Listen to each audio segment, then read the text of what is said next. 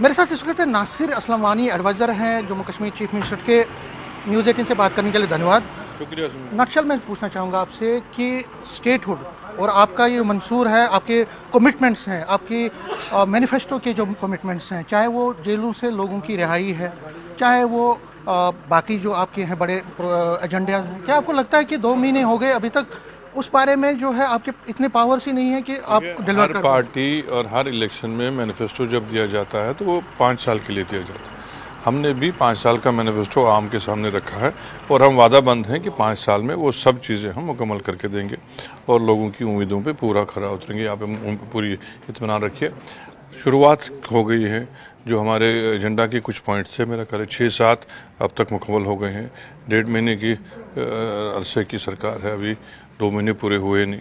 तो जितना हमसे हुआ शुरुआत में, आपको देखना ये भी अप्रिशिएट करना चाहिए कि चीफ मिनिस्टर साहब बड़े वादाबंद हैं अपने मैनिफेस्टो के और पूरी कोशिश कर रहे हैं कि जल्द से जल्द वो मुकम्मल हो सके। लेकिन कहीं ना कहीं अपोजिशन उतावली हो रही है। वो कह रहे हैं कि देखिए इनके पास पावर ही नहीं है, बोलते हैं पावर ही नहीं है। तो उनके पास कौन सा पावर है? उनको तो लोगों ने रिजेक्ट किया। ये आप क्यों नहीं समझते? जो जो जो जिनको लोगों ने इतने बड़े मैंडेट से रिजेक्ट किया है, उनको तो उतावला होना ही है। उनको एक ही मेरी तरफ से मशवरा है और आप भी बताइएगा कि वो सब्र करें। 5 साल के बाद जब वो लोगों के पास दोबारा जाएंगे तो लोग फिर दोबारा उस वक्त फैसला करेंगे। जब मैं बीजेपी वालों से बात करता हूँ, वो कहते हैं कि इन्होंने रेजोल्यूशन लाया और अगर स्टेटहुड की कोई चांस बनती थी वो भी नहीं है। उनके कहने से क्या होगा? वो तबाही का दहाना तो पे तो उन्हें नहीं पहुंचा है। पीडीपी और बीजेपी ने मिलके जम्मू कश्मीर का जो है तबाही की। आज जो हम ये कांटे निकाल रहे हैं, ये उन्हीं की पैदावार है। अगर उन्होंने इस स्टेट को एम्पावर नहीं किया होता, इसके हिस्से नहीं किए होते, हमको स्टेट से यूटी नहीं बनाया होता, तो आज मुश्किलात नहीं होती, तो कहानी कुछ और होती। जो ये डिस्ट्रीब्यूशन ऑफ पावर्स नहीं हो रहे हैं, बिजनेस रूल नहीं बन रहे हैं, उस वजह से देखिए ब्यूरोक्रेट भी कंफ्यूजन में, मिनिस्टर्स भी कंफ्यूजन में और एमएलए को भी वो कह रहे हैं सैलरी तक नहीं मिल। इतना ज़्यादा न ब्यूरोक्रेट कंफ्यूजन में है, न सरकार है, सिर्फ मीडिया है और कुछ अपोजिशन के लोग हैं। इनको बहुत ज़्यादा परेशानी है। ऐसा कुछ नहीं है, ये नया तजुर्बा है।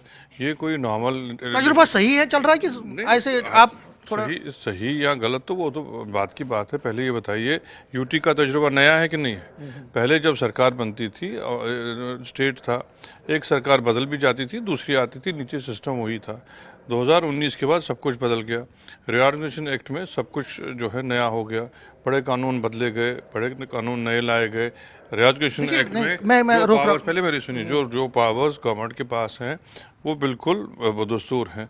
इनकी क्लैरिफिकेशन, इनका एग्जीक्यूशन कैसे करना है, ये सब समझने में लाजमी बात है। अफसरों को भी थोड़ा टाइम लगेगा, हमको भी थोड़ा टाइम लगेगा। क्योंकि देखिए अनएम्प्लॉयड यूथ की बात है, डिलीवेजर्स की बात है, 200 यूनिट देने की बात है, फ्री सिलेंडर देने की बात। देखिए उसमें क्या चाहते हैं?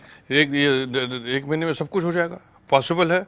अगर स्टेट भी हो, पूरी एम्पावर्ड स्टेट भी हो, तब भी मुमकिन नहीं है इतना पूरा मैनिफेस्टो 1 महीने में कंप्लीट होना।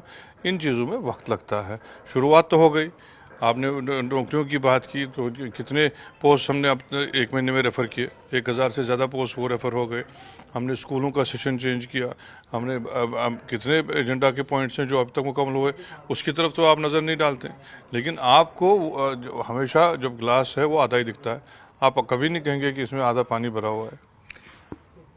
लास्ट में पूछना चाहूँगा, रोहिंग्यास का मसला है। आपने इसको ह्यूमन जो एक नज़रिए से देखने की कोशिश की है, लेकिन बीजेपी तो कह रही है कि सीबीआई इंक्वायरी होनी चाहिए और तो वो कहीं ना कहीं ना नेशनल कॉन्फ्रेंस कांग्रेस को कटघरे में दे रहे हैं, पीडीपी को भी, कि कह रहे हैं उन्होंने इसको बचाया। नेशनल कॉन्फ्रेंस और कांग्रेस पिछले 10 साल से हुकूमत में नहीं थी, तो कराए क्यों नहीं सीबीआई इंक्वायरी?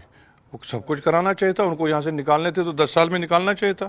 उनको मुल्क बदर करना चाहिए था, उनका पानी बंद करना चाहिए था, बिजली बंद करने जो वो चाहते वो तब करना था। 10 साल तो हमने नहीं रोका। हम तो 1.5 महीने से आए हुए हैं। सारे मसले उनको 1.5 महीने में याद आए। जब वो यहाँ थे 10 साल में, तो उन्होंने क्या किया? अच्छा, लास्ट में कैबिनेट एक्सपेंशन, मैंने उमर साहब की बात की थी, लेकिन कह रहे हैं कि कांग्रेस जो है वो 2 कैबिनेट बर्स चाहती है, टोटल आपके पास 3 है। आपको कौन कह रहा है? मुझे समझ नहीं आता है। मेरी नज़र में तो नहीं आया। चीफ मिनिस्टर के पास तो कोई नहीं आया ऐसे बोलने के लिए कि सीटों में कोई झगड़ा है, या वो 2 मांग रहे हैं, हम 3 दे रहे हैं, वो 1 ले रहे हैं हम। ये आपके पास कैसे खबरें आती हैं? मैं इसमें हैरान हूँ। कोई झगड़ा नहीं है। बात ही आप नहीं हुई तो- एक्सटेंशन क्यों नहीं कर रहे? आप देखिए मिनिस्टर कह रहे हैं कि हमारे पास बर्डन है, ठीक है, मेरे सवाल है कि मिनिस्टर बोल रहे हैं कि हमारे पास बहुत सारे पोर्टफोलियो। गलतफहमी है, मिनिस्टर के साथ आप बैठे, वो खुश है, वो कहते हैं दो मंत्रालय और दीजिए, कोई परवाह नहीं। न्यूज़ 18 से बात करने के लिए धन्यवाद। Nasir Aslam Wani, adviser to chief minister, defend कर रहे हैं गवर्नमेंट को और कह रहे हैं कि सारे वादे जो हैं वो पूरे किए जाएंगे। कैमरामैन चांद के साथ में समीर भट्ट, न्यूज़ 18 जम्मू।